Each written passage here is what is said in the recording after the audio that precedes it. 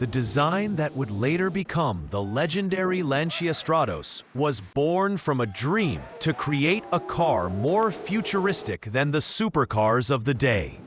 Designers working with Lancia aimed to create a vehicle that looked like something straight out of a science fiction film.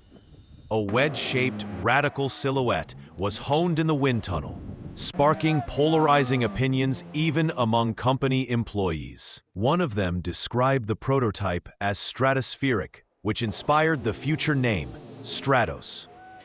In the late 1960s, the concept gained the enthusiasm of Cesare Fiorio, head of the Lancia rally team.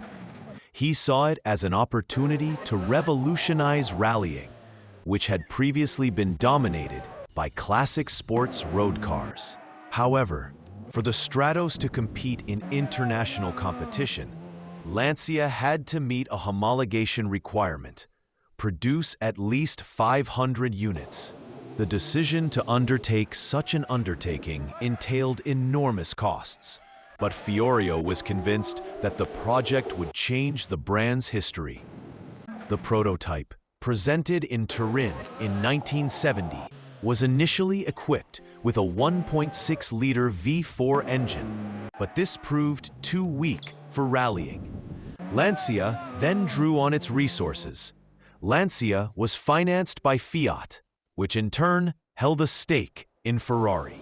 This gave the Stratos the more powerful 2.4-liter Dino V6 engine. The 5-speed gearbox coupled with it gave the car entirely new sporting potential and paved the way for future success. In parallel, intensive production of the units necessary for homologation continued. Within 2 years, 492 units were produced, sufficient for the model to be eligible for competition. This effort quickly proved worthwhile. By 1974, the Stratos had completely dominated the World Rally Championship. This success was no accident, and Lancia continued to refine the design, constantly improving its performance. Bertone was responsible for the Stratos' unique bodywork, having entered into collaboration shortly after the prototype's unveiling in 1970. Designed by Marcello Gandini, the car was the work of a remarkably talented team of stylists and engineers, Gianpaolo Dallara and Pier Ugo Gabato. The result was a car whose appearance was ahead of its time while meeting the rigorous demands of rallying. It was this synergy that made the Stratos a motorsport icon. The first production version of the Stratos was unveiled in 1973 and immediately caused a sensation. It looked like an exotic concept, not a rally weapon ready for combat on mountain winding roads and gravel tracks. With its Group 4 homologation, the Stratos quickly became a rarity. A small number of examples have made it one of the most coveted classics in motorsport and among collectors today. The road-going version, the Stradale, featured a Dino V6 engine developing 190 horsepower, while the rally versions boasted outputs ranging from 225 to 320 horsepower. However, Group 4 regulations only permitted the less powerful version. Despite this, the Stratos, weighing only around 900 to 950 kilograms, proved extremely effective. Its power-to-weight ratio, agility, and excellent balance made it a vehicle designed to conquer the world's most challenging special stages. Lancia's debut at the 1974 Safari Rally brought third place to Sandro Munari. However, this only served to whet the team's appetite. Victories in San Remo, the Rideau Lakes Rally, and the Tour de Corse followed, with Lancia winning the Constructors' Championship in its debut season. Drivers were unable to compete for the individual title at that time, as the WRC Drivers' Championship was not established until 3 years later.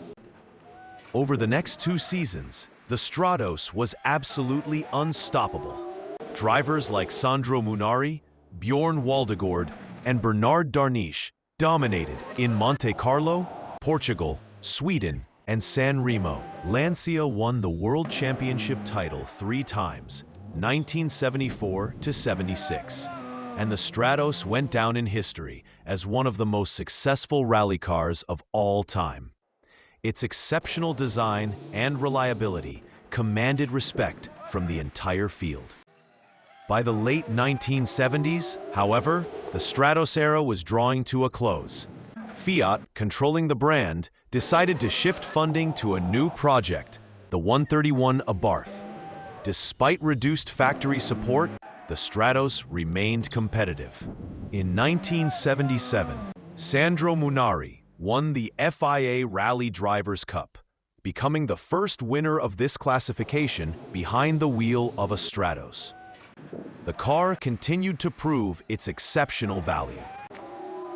Although the official Stratos era ended in 1981, when Bernard Darniche won the Tour de Corse with a private team, the model's legend lives on to this day. Its design, engineering audacity, the collaboration of outstanding creators, and unprecedented sporting successes made the Stratos an icon of rallying and a hero of the automotive imagination. Today, 50 years after its first international victory, it remains one of the most fascinating cars in history, both on the track and in legend.